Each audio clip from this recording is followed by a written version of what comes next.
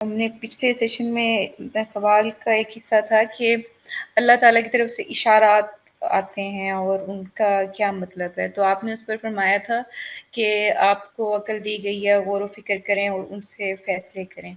تو سر میں یہاں پر یہ پوچھنا چاہتی ہوں کہ ہم غور و فکر کر کے، تدبر کر کے چیزوں کو جب ہم سمجھتے ہیں یا ان کے تجزیہ کرتے ہیں، تو اس میں ہمارے وجدان کا کتنا عمل دخل ہے؟ جو وجدان کو میں سمجھی ہوں، میں اس کو سکس سینس میں مجھے سمجھ آتی ہے کہ وہ سکس سینس ٹائپ کوئی چیز ہے۔ اگر آپ اس کو بہتر طریقے سے واضح کر سکیں تو بہت عنایت ہوگی۔ یہ وجدان ہو یا چھٹی حص ہو، یہ سب لوگوں کے دیے ہوئے نام ہیں۔ اگر آپ سادہ طریقے سے دیکھیں تو 3 چیزیں ہیں جن سے ہم دوچار ہوتے ہیں۔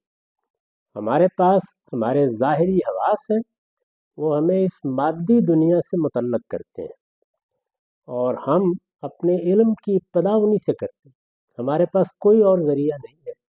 یہ صحیح ہے کہ پہلے دن سے بعض لوگ ان حواس کے بارے میں تشکیک پیدا کرنے کی صحیح کرتے ہیں، لیکن حاصل کیا ہے؟ خود ان کا عمل اس کی تکذیب کر دیتا ہے۔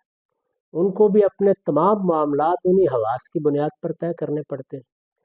دوسرے ہمارے باطنی حواس ہیں، جس کا میں نے ابھی ذکر کیا، یعنی میں اپنے درد کو، اپنے غم کو، اپنے جذبات کو، اپنی خواہشات کو اسی طرح دیکھتا ہوں جیسے میں آنکھوں سے باہر کی دنیا دیکھتا ہوں۔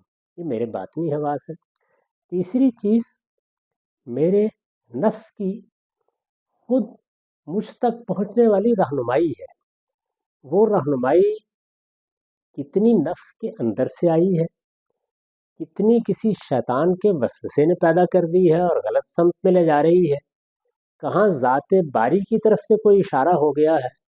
یہ جو میرے باطن کے اندر سے بعض اوقات ایسے لگتا ہے کہ ہاتف کی آواز آ گئی ہے، اس کو ایک شخص وجدان سے تعبیر کر دیتا ہے، کوئی چھٹی حص سے تعبیر کر دیتا ہے۔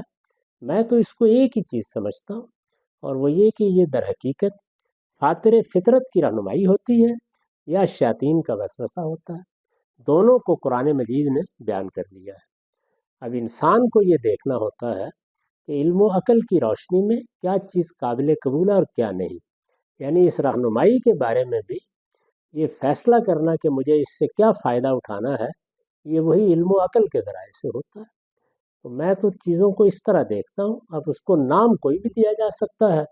بعض لوگ اس کو ہاتف کی آواز کہتے ہیں، بعض لوگ اس کو باطنی الہام کہتے ہیں، بعض لوگ اس کو وجدان کی رہنمائی کہتے ہیں، بعض لوگ اس کو چھٹی حص سے تعبیر کر لیتے ہیں۔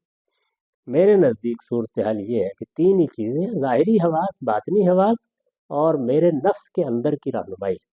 نفس کے اندر کی رہنمائی میں فرشتے بھی اپنا کردار ادا کرتے ہیں، ذات باری کی طرف سے بھی کوئی رہنمائی ہو سکتی ہے، اور اسی کو شیاطین بھی وسوسے ڈالنے کا ذریعہ بنا لیتے ہیں۔